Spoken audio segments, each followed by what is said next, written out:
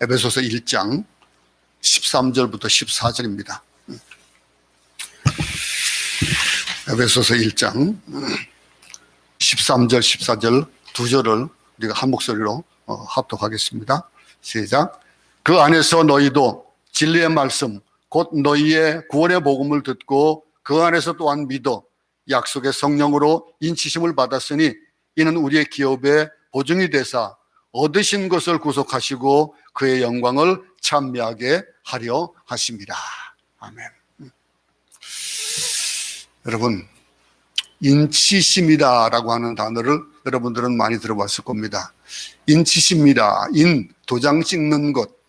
옛날에는 도장을 찍는 그 일이 굉장히 좀 요즘보다도 더 아주 중요하게 여기고 행해 나갔습니다. 그 도장이 잘못되어지는 것을 막기 위해서 또 그것에 촌농을 하고 거기에 또 도장을 찍고 하는 그런 일들, 참 고대에 도장 찍는 그 일들에 대한 얘기들을 우리는 잘 알고 있습니다. 우리가 이 세상을 살아가면서 참 여러 가지 일들을 많이 하지만은 이 성령의 인치심이라는 것에 대해서 좀 잘못 생각하는 그런 경우들이 없지 않아 있습니다. 어떤 그 큰 은사를 체험하는 것으로 여겨지고 성령의 인치심이라는 것은 그것이 아주 어떤 눈에 보이는 것, 내 손에 잡히는 것, 어떤 그런 믿음에 대한 것을 판결하는 어떤 수단으로 여기는 경우가 많이 있는데, 이 인치심이다라고 하는 것들은 무엇이냐면은 바로 내가 하나님의 아들이 되고 양자가 되었다라고 하는 것, 그리고 그 기업을 내가 상속받았다라고 하는 것, 이거예요. 이게 인치심이에요. 근데 우리는 그냥 눈에 보이는 것이나 손에 잡히는 것들을 자꾸 찾다 보니까 그것이 어떤 형체적인 것으로 생각하는 경우가 있는데, 성령에 인치신다고 하는 것은 바로 내가 하나님의 아들이 되었다라고 도장 꽝 찍어주는 그거예요. 여러분들이 하나님의 아들이고 하나님의 자녀가 되어진 것에 대한 증거들이 무엇으로 나타나느냐라고 하는 거예요. 변하지 않는 엄청난 확신이거든요, 이거는. 근데 이게 자꾸 흔들려요. 흔들린다는 것은 그 인치심에 대한 것들이 확신이 없다는 거예요. 인치심에 대한 것들을 인정하지 못하고 있는 거예요. 하나님이 내 아버지시다라고 하는 것들을 꽉 도장을 찍어주셨다고, 인치하셨다고 오늘 본문에서 말씀하고 있습니다. 여러분, 앞에서 우리는 하늘에 속한 축복에 대한 것들을 우리가 공부를 했습니다. 하늘에 대한 축복, 이 하늘에 속한 신령한 복, 성도의 참된 축복에 대해서 공부했는데, 하나님의 그 축복이라는 것, 그 하늘에 속한 축복이라고 하는 것은 우리가 크게 세 가지라고 했습니다. 그 가운데 두 가지를 우리가 지난 시간에 공부했습니다. 첫 번째는 하나님으로부터 내가 선택받았다는 것.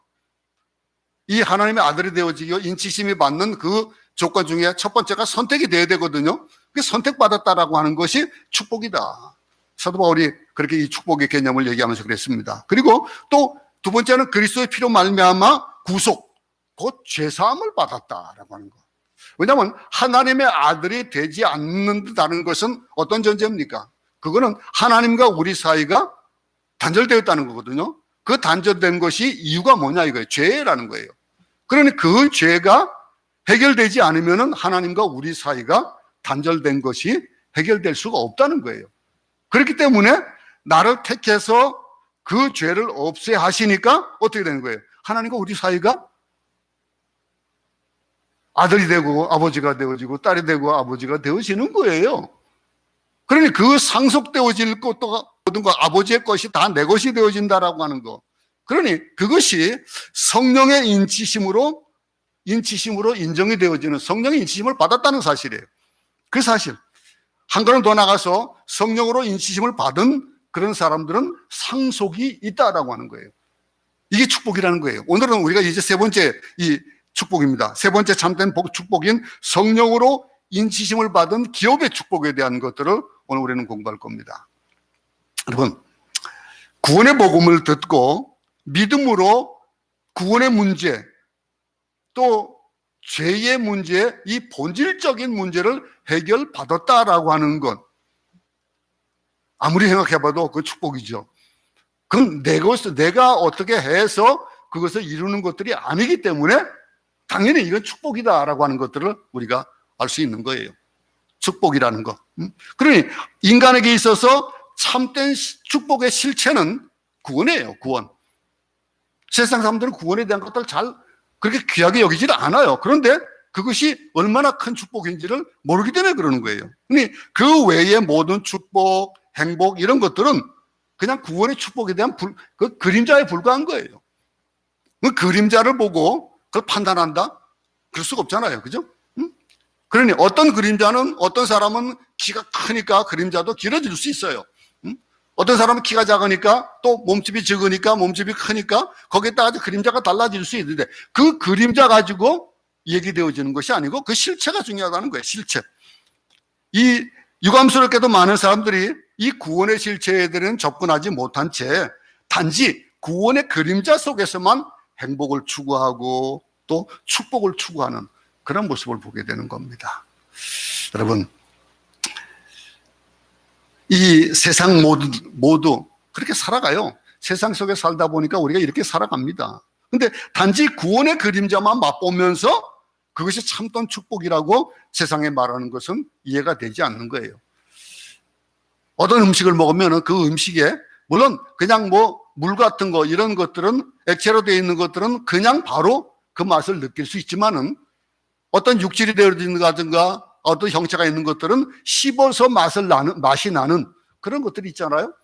근데 이런 것들을 보고 세상에 그냥 눈에 보이는 거 그냥 입에 단 것 그런 것으로 요즘은 감미료 때문에 맛이 자꾸 달라지는 걸 몰라요. 그 본질적인 맛에 대한 걸 몰라요.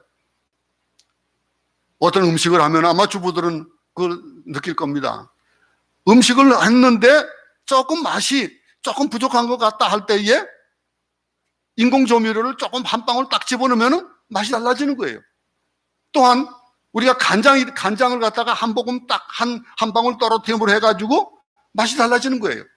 근데 그 실질적인 본질에 대한 맛들은 생각해 보지 않는다는 거예요. 그리고 저는 좀 싱겁게 먹다 보니까 우리 같이 식사를 하다 보면 꼭 저는 남들이 안 하는 짓을 해요. 물을 타요. 근데 그것이 그 본질이 변하는 건 아니거든요. 그러니까 그 본질에 대한 것, 세상 사람들이 이 구원의 그림자만 맛보면서 그 참된 축복이다라고 하는 세상에 말하는 것은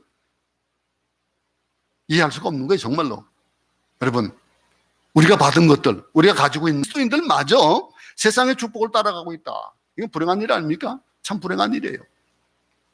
여러분, 이처럼 귀중한 구원은 어떻게 이루어졌습니까? 이 1장 3절 이하를 보면은 그 구원은 하나님께서 설계하시고 계획하셨다라고 했습니다. 그리고 예수님께서 직접 십자가에 못 박혀 돌아가심으로 말미암아 피를 흘리셔서 이 구원의 계획을 완성했다라고 하는 거예요. 하나님과 우리 사이를 이 해결하기 위해 가지고 그냥 말로 쉽죠. 선택했고 죄를 사해 주셨다. 근데 거기에 따르는 것들이 뭐가 들어갔습니까? 그 과정이 우리는 결과만 보고 과정을 생각하지 않는 경우가 참 많은데 예수께서 우리를 위해서 목숨을 버리신 그 구원의 과정, 그 구원의 완성, 그것이 완성되어지는 그 구원의 그런 성취가 어떻게 이루어지냐는 거예요. 여러분, 구원. 이 과연 나와 어떤 상관이 있냐라고 하는 거. 굉장히 중요한 문제거든요. 어떤 상관이 있느냐. 그 구원이 나에게 어떤 효력이 있느냐. 그리고 그 구원이 실제로 나에게 어떤 영향력을 미칠 수 있느냐라고 하는 거. 생각해 보셨습니까, 여러분? 이 해답을 오늘 본문에서 뭐라고 표현하고 있습니까? 성령의 인치심이다. 이렇게 얘기를 하고 있는 거예요. 아마 오늘 이 부분을 그저 딴 생각을 좀 하면서 이게 듣고 그러면은 그냥 쉽게 그냥 지나가 버릴 수 있는 그런 일들일지도 몰라요. 귀를 좀 열고 들으면서 그러면서 이것이 나에게라고 하는 이 적용점에 대한 것들을 확고하게 정립할 수 있기 바랍니다. 이 13절을 보면요. 약속의 성령의 인치심이 어떻게 인쳐졌느냐라고 하는 것. 이 약속의 성령의 인치심은 예수 그리스도 안에서 진리의 말씀, 곧 구원의 복음을 믿어 시작되었다라고 말합니다. 그렇다면은 이 성령의 인치심이라고 하는 것은 뭐냐 이거예요. 그것이 어디서부터 시작된 자라고 하는 거예요? 그리스도 안에서 시작되어졌다라고 하는 거. 이 안에서라고 하는 레오 엔 하는 거. 또 강박하면 헨 하는 이 헬라어의 이 안에서라고 하는 것이 우리 영어로 in이라고 하는 거. 우리 말로 안에서라고 하는 의미. 이 안, 예수 안에서부터 시작된다. 어디 안에서? 예수 안에서부터 시작된다 이거예요. 이 모든 구원에 대한 것, 이 인치심에 대한 것. 구원은 인간의 선행이나 노력이나 의지나 노력에 의해서 되는 건 아니고 뭐라고 했습니까? 하나님의 선물이라고 그랬습니다. 하나님의 선물.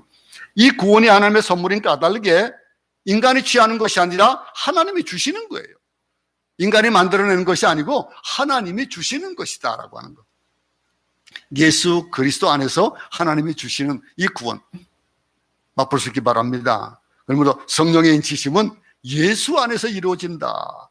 그리스도가 없는 것은 구원이 없습니다. 우리가 살면서 이 세상 살면서 예수와 별개돼 가지고 예수와 동떨어져 가지고 이런 축복들을 얘기할 수 없다라고 하는 거예요. 그리스도 안에서. 그러기에 구원받은 사람은 예수 그리스도만 생각하고 예수 그리스도만 말하는 거예요. 예수 그리스도를 말하는 거예요. 구원받은 사람은 그 인생 전체가 그 인생이 예수를 위해서 살아간다라고 하는 것들을 경험하게 되는 거예요. 어떤 종류의 직업에 종사하든 뭐 성직자든 또는 아니면 평시도든 뭐 상관없습니다. 성령의 인치심을 받은 사람은 누구든지 그 생의 목표가 그리스도가 되어지는 거예요. 그리스도가 되어지는 것이기 때문에, 그렇기 때문에 예수 때문에 받는 작은 고난들, 아픔들 이런 것들이 문제가 될 수 없는 것들입니다. 그래서 숨쉬고 활동하는 모든 영역, 이것을 가리켜서 뭐라고 하겠습니까? 오늘 성경에 얘기하는 예수 안에서 인치심이다. 성령의 인치심이다. 이런 말로 표현하고 있는 겁니다. 이렇게 중요한 말이에요. 여러분, 우리가 성령의 인치심을 받았는지 안 받았는지를 그러면 확인해 보니까, 그러면은 과연 내 생애 전체가 예수님께 맞춰 있느냐 아니냐에 따라 가지고 달라지는 거예요. 이해하십니까? 응? 공부하는 것이 내게 목적이고, 또는 내가 뭐 세상적으로 돈을 많이 벌고 사업에 성공하는 거, 그것이 목표냐? 아니면은 그리스도가 나의 목표냐?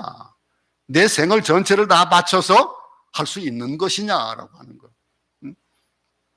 여러분, 내가 성령의 인치심을 받았는지 안 받았는지 쉽게 알 수 있는 거예요. 그러니까 여러분, 내가 어떤 삶을 사느냐에 따라 다른 거거든요. 내가 어떻게 결정하고 어떻게 이 삶을 살아왔느냐라고 하는 거, 그걸 얘기하는 거예요. 응? 본문이 말하는 성령의 인치심은 뭡니까? 진리의 말씀 안에서 진리의 말씀 때문에 이루어졌다라고 하는 거. 그리스도 안에서 이루어졌고, 그리스도 안에서 시작되어졌고, 그 다음에 진리 안에서 진리의 말씀 때문에 이루어졌다. 이 진리의 말씀이라는 것은 다른 표현을 하면은 구원의 복음이라는 거예요. 그 구원의 복음 안에서 이 구원이 이 진리를 듣는 데부터, 그 말씀을 듣는 데부터 시작하는 거예요. 듣는 데부터 시작하고, 그 말씀을 듣지 않으면 믿음이 생기지 않는 겁니다. 믿음은 들으면서 난다 그랬잖아요. 그 들음의 복음이에요. 그러면 교회는 말씀을 선포하고 말씀을 가르칩니다. 여기서부터 구원의 근거가 만들어지는 거예요. 하나님께서 우리에게 주신 이 성경 말씀으로 인하여서 그것이 한 걸음 더 나가서 이 진리의 말씀을 듣고 구원의 복음을 받아들이게 되면 그 다음은 말씀을 믿게 되는 거예요. 말씀을 믿고, 말씀을 듣고 난 다음에 믿는 단계. 오늘 본문 13절을 한번 다시 읽어보겠습니다. 그 안에서 너희도 진리의 말씀, 곧 너희의 구원의 복음을 듣고 그 안에서 또한 믿어 약속의 성령으로 인치심을 받았으니 그랬습니다. 듣고 또한 믿어라고 했습니다. 다시 말하면 구원의 복음, 곧 진리의 말씀을 듣는 일이 구원의 첫 번째라는 거예요. 그 말씀이 믿어지는 단계가 그 다음 단계라는 거예요. 다시 한번 보세요.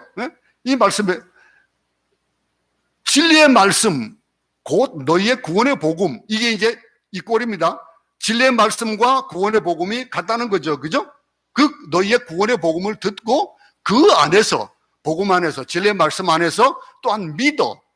그것을 믿고 약속의 성령으로 인치심을 받았다라고 하는 거예요. 참된 신령한 축복. 하늘에 속한 신령한 축복은 진리의 말씀을 듣는 데부터 시작한다. 말씀에서 점점 멀어진다는 거예요.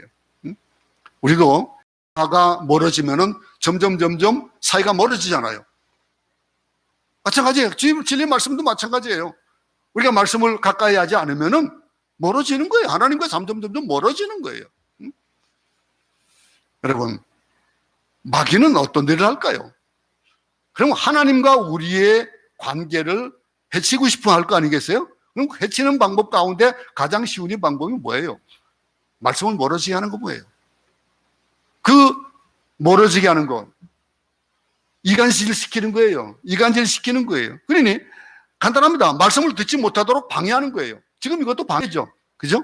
이 코로나로 인해 가지고 우리가 이렇게 대면하지 못하고 말씀을, 물론 여러분들은 지금 이제 그 방송을 통해서 말씀을 듣고 있습니다. 그런데 이 예배를 드리고 있지만은, 그러나 예배 드리는 그 자세를 다시 한번 제가 눈에 얘기하죠. 하나님 앞에서 드리는 자세가 어떤 자세냐 이거죠. 여러분들이 만약에 어떤 귀한 자리에 갔다 칩시다. 뭐 귀한 자리, 세상에 어떤 임금 앞에 가서 여러분들이 어떤 자세로 있겠습니까? 장훈바람으로 있겠습니까? 아니면은 어떤 자세로 그곳에 나가겠습니까? 아마 대통령 청와대 초청받았다 그러면 여러분들 어떨까요? 아마 그 전날 가가지고 막 그냥 때 빼고 왕내고 막 뭐 어떤 옷을 입고 갈까 그러고 머리, 여자들은 미장원 가고 막 그럴 거예요. 안 그러겠습니까? 근데 그렇게 해가지고 그곳에 가면서 세상의 왕에겐 그러는데, 세상의 높은 자리에 있는 사람에겐 그렇게 하는데, 하나님 앞에서 예배드리는 자세가 어떠냐 이거예요. 그 말씀을 사모하는 마음이 어떤 마음이냐 이거예요.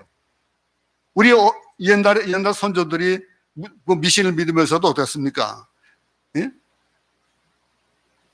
소원을 빌 때도 물을 떠다 놓고, 그리고 옷을 깨끗이 입고 목욕을 하고, 그리고 앉아서 빌었어요. 그죠? 근데 그런 마음들이 우리는 과연 예배 드릴 때 있냐 이거예요. 사탄은 그걸 방해합니다. 그 방해하는 것 중 가운데서 가장 말씀 듣지 못하도록 하고 은혜로운 분위기가 지속되지 못하게 방해하는 역사를 계속하는 거예요. 어떻게 해서든지 그 사람의 말씀을 듣지 못하도록 하고, 뭐 졸게 만든다든지 피곤하게 만든다든지, 아니면 가정에서 예배드리고 있을 때 그럴 때 무슨 뭐 방문자가 온다든지 전화가 온다든지 뭐 여러 가지 방법이 있는 거예요. 근데 우리에게 다가올 때, 근데 가만 보면 결코 나쁜 방법으로 딱 눈치채게 오지는 않아요. 그 눈치채게 오면은 금방 알죠. 그런데 모르게 와요. 합리적이고 아주 이상적인 방법으로, 가장 그럴듯한 방법으로 우리의 신앙을 파괴해오는 거예요. 예배 드리라 이거예요. 근데 드릴 때 그냥 편에 앉아서 편하게 그냥 예배 드리라 이거예요. 처음에는 잘 모르지만은 결과적으로는 이런 신앙들이 점점 멀어지는 거예요. 이런 코비드로 인해서 예배를 제대로 드리지 못해서 그 신앙이 멀어졌다라고 하는 통계가 눈앞에 우리가 눈으로 보잖아요. 교회가, 성도의 수가 줄어들고, 어려운 일들이 점점 많아지고 세상으로부터 지탄을 받고 하는 일들이 왜 그렇습니까? 정말 이 동기는 좋게 가정하지만 결과적으로 이런 일들이 만들어지는 거예요. 마귀가 하는 일입니다. 진리의 말씀을 듣게 하면은 마음의 문이 열리거든요. 근데 그 마음의 문이 열리면 어떻게 됩니까? 구원의 복음이 자연스럽게 그 가운데 들어오게 되잖아요. 그러면 그 사람이 바뀌게 되어지는 거예요. 복음이 들어가면 바뀝니다. 말씀이 들어가면 바뀌게 되어 있어요. 그러므로 이 교회에서나 어디서나 우리 그리스도인들이 함께 힘을 모아야 될 것은 말씀을 듣는 아름다운 분위기를 만들어야 되는 거예요. 말씀을 읽는 자리에 여러분들이 가정에 우리 이제 성경 읽기 하고 있는 거 일주일에 한 번씩 뭐 하는 그 성경 읽기 시간을 더 많이 드리면 좋죠. 그리고 매일매일 하는 이 맥체인 성경 통해서 말씀을 듣는다 그러면 얼마나 좋습니까? 중요한 것은 듣는 데 있는 것이 아니고 그거 듣는 것을 믿는 데 있다는 거예요. 한쪽 귀를 듣고 한쪽 귀를 흘리는 것이 있는 게 아니에요. 그 들으면 믿어야죠. 그래서 제가 어떤 얘기합니까? 누구 저 사람이 저런 말을 하는 그런 이 배직이 뭘까 생각하지 말라 그러잖아요. 그냥 말하면 하나는 그냥 그대로 들으라 이거죠. 근데 그 사람이 안 그러거든요. 어떻게든지 자기한테 맞게끔 해석을 하려고 그래요. 이 듣는 것은 믿는 것을 전제하는 거예요. 우리가 말씀을 듣는 거, 복음을 듣는 거, 이 듣는 것은 믿는 것을 위한 전제 조건이 바로 듣는 거예요. 아무리 좋은 말씀을 듣는다 할지라도 믿지 않고 또 그 들은 말씀대로 행하지 않으면은 모래 위에 세운 집과 같다 이렇게 표현을 했잖아요. 그건 저주다라고 신명기에서는 기록할 정도예요. 그렇게 되어 있습니다. 말씀을 듣고 믿으면은 그럼 어떤 단계가 나타납니까? 세 번째 단계에서는 즉 성령이 인치시는 단계로 자연스럽게 넘어가는 것을 본인이 발견하게 되는 거예요. 바로 그 얘기예요. 인친다라고 하는 거. 그럼 약속의 성령으로 인친다는 말은 어떤 의미가 있을까요? 여러분 도장 잘 알잖아요. 그죠? 도장 여기 와가지고 요즘은 도장보다도 사인을 많이 합니다. 근데 사인이라도 칩시다. 그냥 사인하는 것도. 인친다는 말이 성경에는 요한계시록에 굉장히 많이 씁니다. 요한복음에서도 많이 쓰는데 인친 쉽게 말하면은 도장 찍는다는 거잖아요. 인친다, 도장 찍는다. 인친다는 말은 기본적으로 세 가지의 의미를 가지고 있습니다. 자, 도장 찍을 때 어떨 때 도장 찍습니까? 도장을 찍고 나면은 거기에 권위가 만들어집니다. 권위가 발생되어지는 거예요. 가지고 노타라이즈 하는 그 이유가 뭡니까?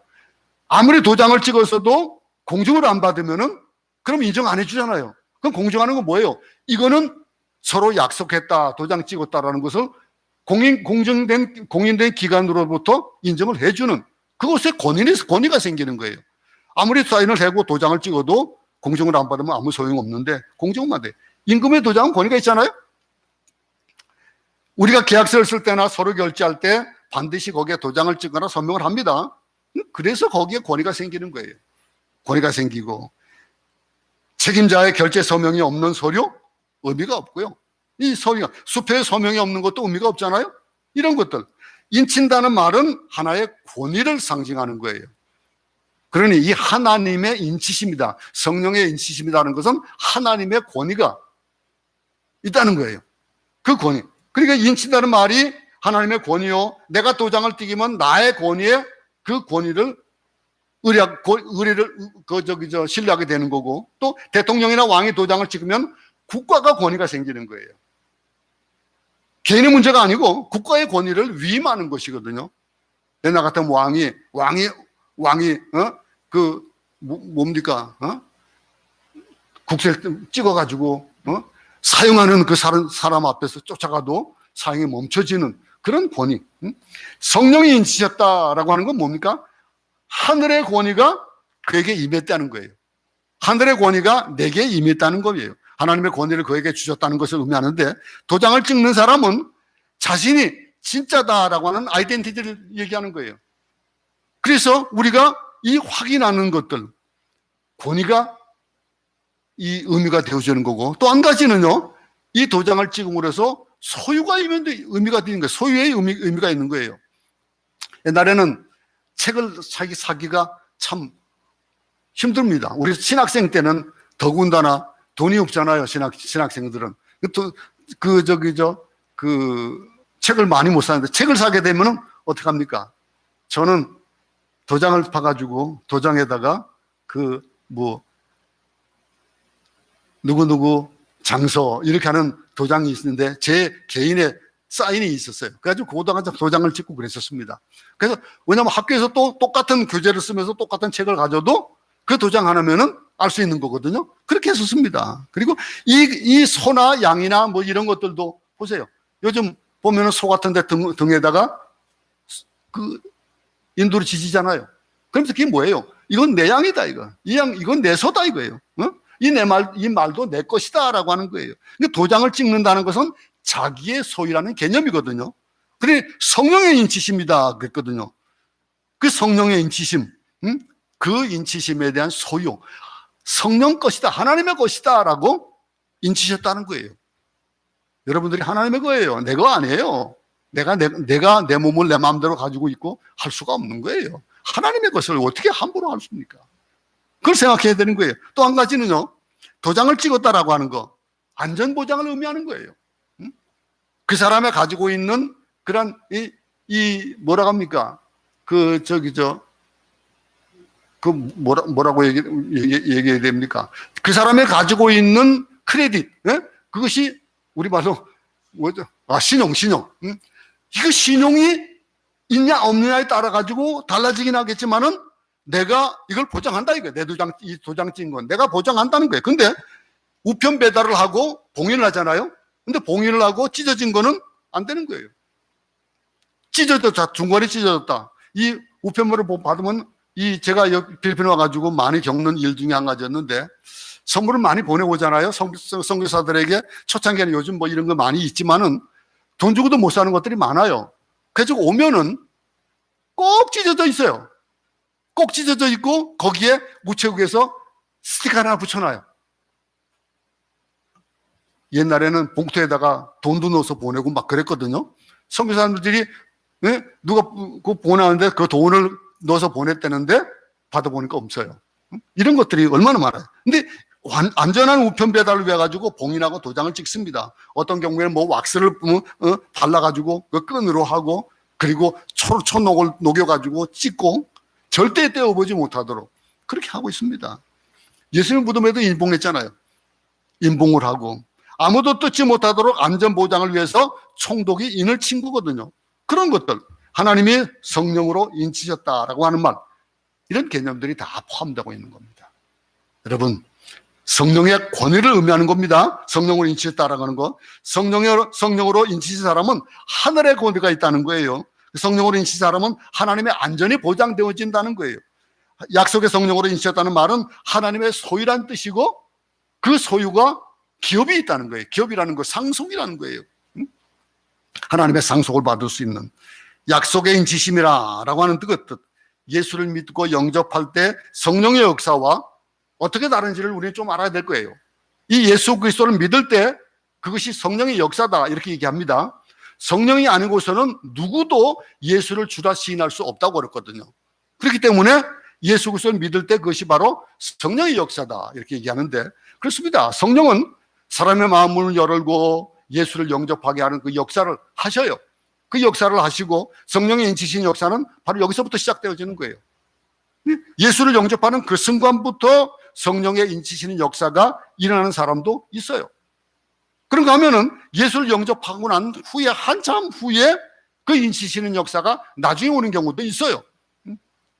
예수를 영접하는 순간이든 예수를 영접하고 난 후든 어떻든 간에 역사는 일어나게 되어 있습니다. 성령의 역사가 있게 되어지는 거예요. 대개의 경우 예수를 영접하고 난 후 성경 공부를 하면서 혹은 말씀에 눈을 뜨고 또 기도하면서 예수를 깊이 사랑하게 되고, 그리고 성령과 보혈의 능력이 깊이 들어갈 때 이 인치시는 그런 역사가, 그 확인이 자기에게 찾아오는 것들을 아마 여러분들이 경험할 겁니다. 이런 일들 어떻게 되어지든 간에 처음 예수 믿을 때는 그런 것이 뭔지도 모르고 교회 나오고 예수를 믿어요.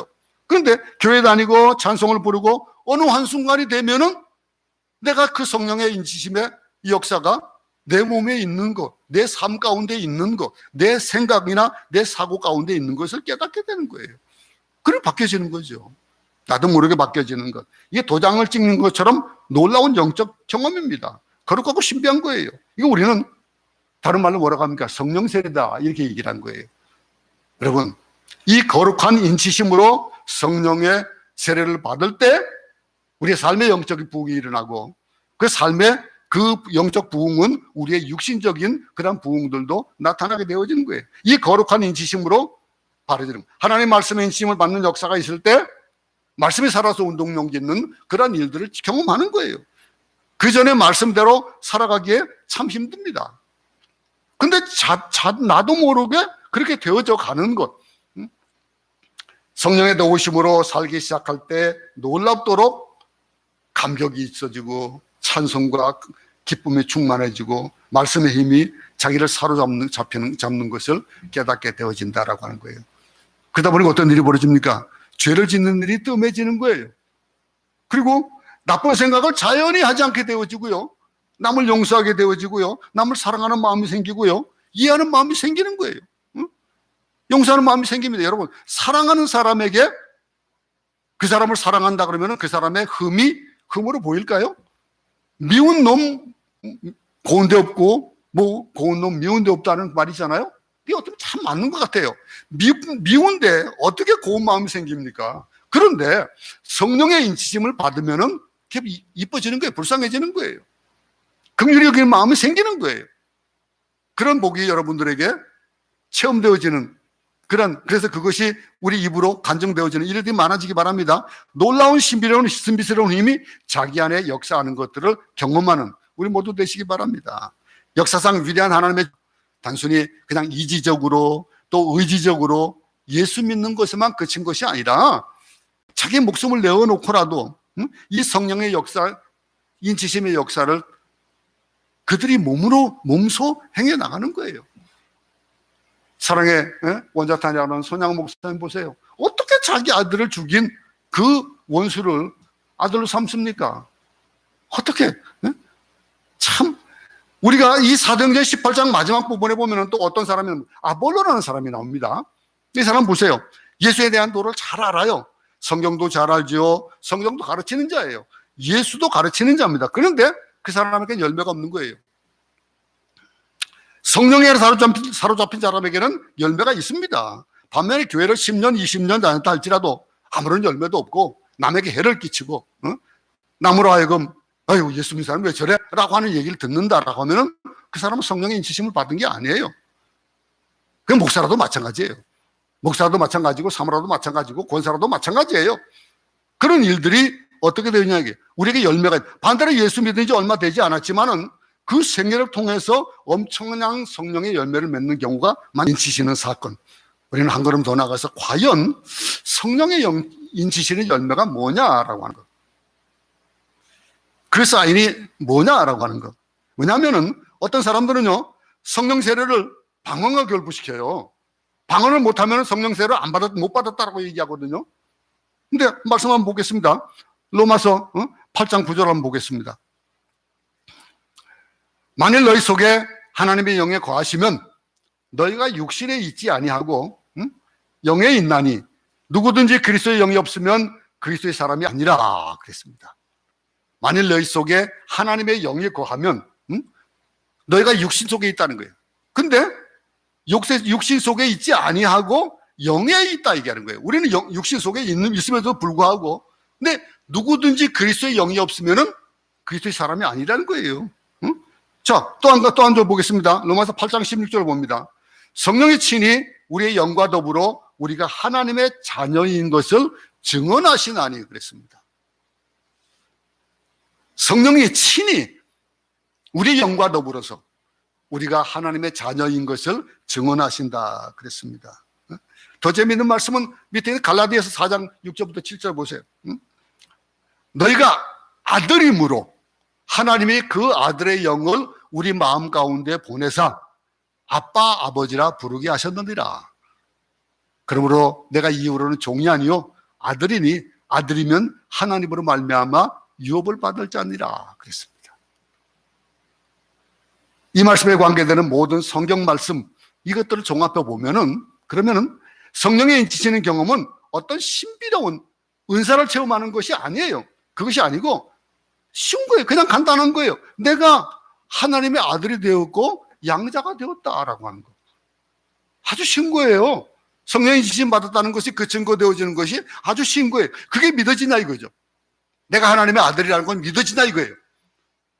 하나님의 아들이고 내가 양자가 되었다라고 하는 건 믿어지냐 이거예요. 그리고 내 하나님이 나의 아빠 아버지라고 부를 수 있냐 이거예요. 아빠 아버지라고 부르냐 이거예요. 그런 경험들.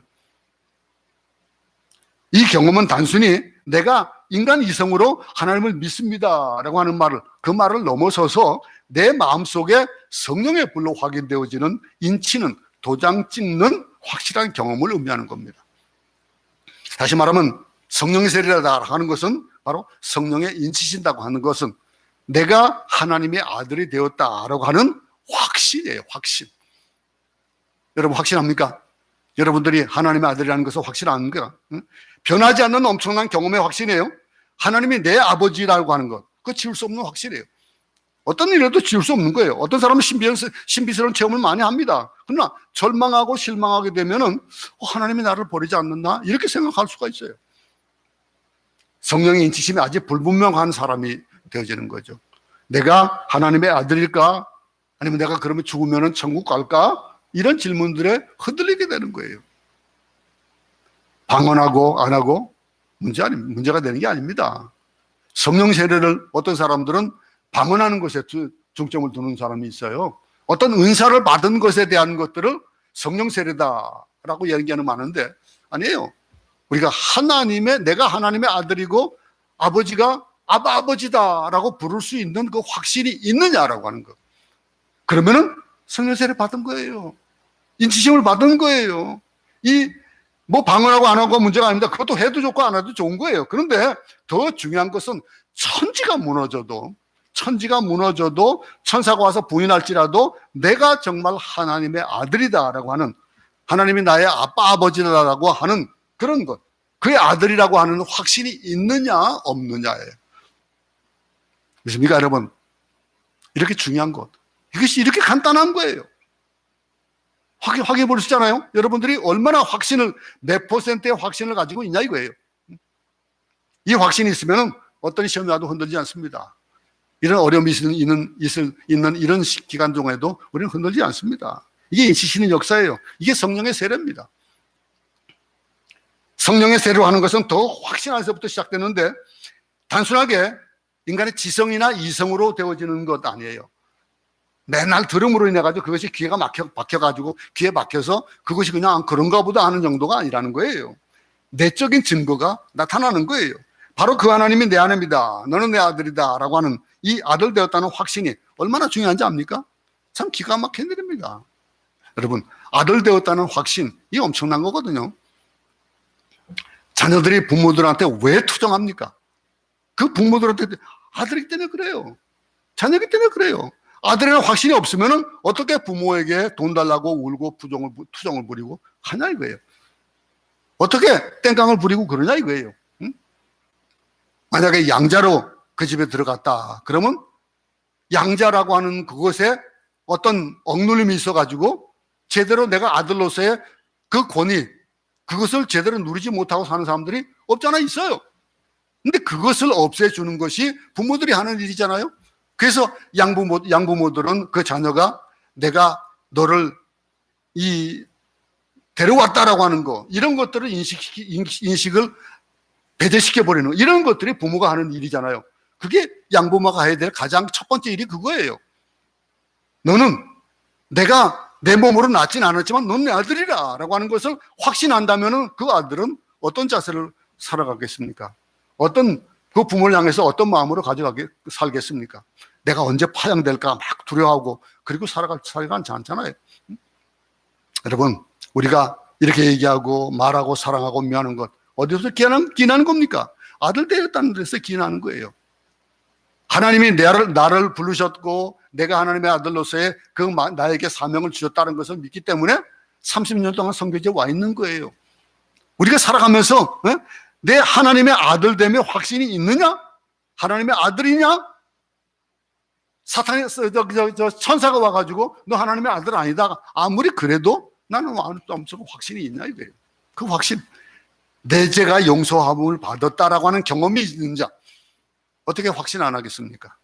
정말 내 죄가 보혈의 피로 씻겠다고 하는 경험이 생기면은, 그럼 그것으로 인해서 죄가 용서되었으면 좋겠다라고 하는 그 정도가 아니라 용서함을 받았다라고 하는 그 확신이 있다면 그것이 아들이라는 것을 인정되어지는 것, 하늘의 모든 기쁨과 하늘의 모든 찬양과 하늘의 모든 평화가 우리의 마음을 지배하는 그런 기쁨 가운데 있지 않겠습니까?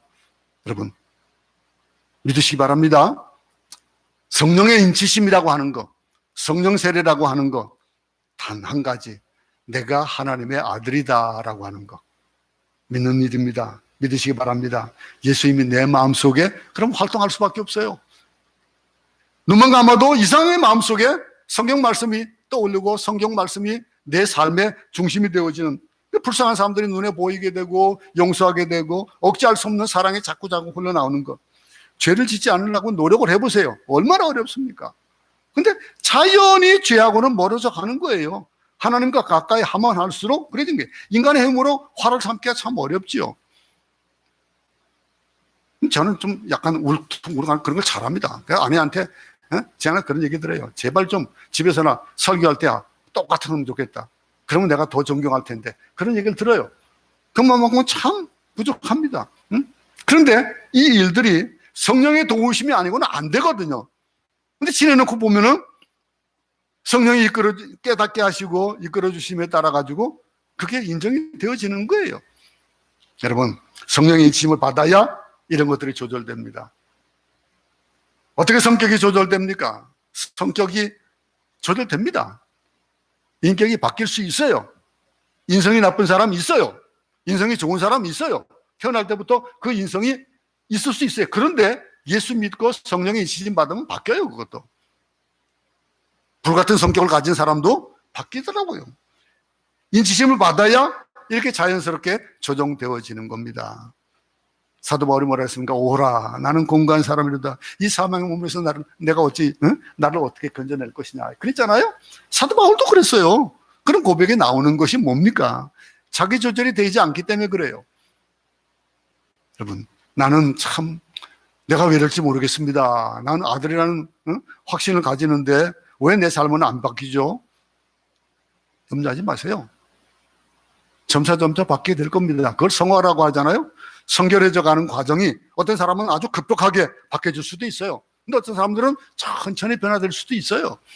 그것 때문에 너무 조급해하지 마시기 바랍니다. 마태복음 5장에 나오는 그런 이 그리스도인의 8가지 성품이 있잖아요. 복 받는 복이라고 얘기하는 일컫는 것들. 근데 이런 것들을 경험하게 되는 거예요. 그런가 하면은 갈라디아서 5장 22절부터 나타나는 그 성령의 열매, 그 열매가 내 삶 가운데서 하나씩 나타나는 거예요. 그 모든 여러 가지 다 한꺼번에 나타날 수도 있겠지만은 한 가지씩 나타나는 거예요. 믿으시기 바랍니다. 아들 되는 경험. 여기서 한 걸음 더 나아갑니다. 성령의 인치심으로 이런 결과가 나왔는데 그 결과의 포인트는 바로 아들 되는 경험입니다. 내가 하나님의 아들 되는 경험이고 하나님이 내 아버지가 되는 경험이에요. 이런 경험들. 그러면 아들이 되었다고 하는 것은 뭘 의미하는 겁니까? 아들이 되었다라고 하는 상속이 있는 거예요. 자, 보겠습니다. 13절 14절 이제 다시 한번 읽어보고 마치겠습니다. 그 안에서 너희도 진리의 말씀, 곧 너희의 구원의 복음을 듣고 그 안에서 또한 믿어 약속의 성령으로 인치심을 받았으니 이는 우리의 기업에 보증이 되사 얻으신 것을 구속하시고 그의 영광을 참배하게 하려 하십니다. 이 기업이라는 것, 상속이라는 말이에요. 그것이 보증되어졌다는 거예요. 약속의 인치심의 결과 내가 하나님의 아들이 되었다는 말은 하나님이 주시는 그 유업과 상속과 기업의 상속자가 되었다고 하는 것에 대한 뭐라 했습니까? 보증이다 그랬습니다. 이방인으로서 구속 고체 사함을 받은 보증을 의미하는 겁니다. 여러분, 다른 거 없습니다. 인치심을 받았다라고 하는 거. 하나님의 자녀로서 인치심을 받은, 우리가 하나님의 아들이 되었다는 확신 잊지 마시기 바랍니다. 그리고 하나님이 여러분의 아버지라는 확신, 그리고 말씀하십니다. 생활의 변화고요, 인격의 변화고요, 성령의 열매를 맺는 그런 변화가 나타나게 되어진다라고 하는 거. 이게 중요한 겁니다. 우리는 어떤 은사를 바라고 그것이 막 있어야 되는 것 같이 생각하는데, 오늘 우리 지난 시간에 우리가 얘기했던 하나님으로부터 내가 선택을 받았다라고 하는 거, 그리스도의 피로 말미암아 구속 고체사함을 받았다라고 하는 것에 이어서 오늘 또 한 가지 이 약속된 성령으로 인치심을 받았다라고 하는 이 축복의 세 번째 내용을 사도 바울은 오늘 우리에게 얘기해 주고 있는 겁니다. 이 축복을 여러분들이 가지고 누리고 살아갈 수 있기 바랍니다. 은사는 있을 수 있고 없을 수도 있어요. 모두가 가져야 될 은사가 있어야 되는데 그것이 뭡니까? 바로 성령의 인치시는 역사입니다. 내가 하나님의 아들이라는 확신이고 성령의 도장 찍음이고 우리 아버지시라는, 하나님이 우리 아버지라는 이 확신을 가지고 이 험한 세상을 살아갈 수 있기 바랍니다. 그렇다면 어떤 어려움이 와도 흔들리지 않잖아요. 우리의 삶을 살아가면서 이 한 주간 남은 날들 아버지 하나님께서 내 아버지가 되어주신다라고 하는 것, 그것이 믿어지고 확신되어지고 그 축복 속에서 이 한 주간 살아가면서 승리할 수 있기를 간절히 소원합니다. 하나님 아버지, 내가 하나님의 아들이 되었다라고 하는 것, 참 얼마나 귀하고 귀한 말씀인지 모르겠습니다. 하나님이 나를 선택해 주셨고 그 그리스도의 보혈의 피로 말미암아 내가 구속고 죄사함을 받았고 죄사함을 받음으로 말미암아 하나님과 나의 관계가 아버지와 아들의 관계가 되어졌고, 그러므로 우리에게 유업이 주어지고 상속이 주어지는 이것을 보증하는 인치심을 받았다라고 하는 거, 얼마나 귀한지 모르겠습니다. 이 귀한 거, 정말로 이 축복 우리가 누리면서 살아갈 수 있도록, 조금도 어려움 없도록 우리의 세상 모든 여건들을 주님께서 주장하여 주시옵기를 간절히 바라옵고 예수 이름으로 기도드리옵나이다. 아멘. 지금으로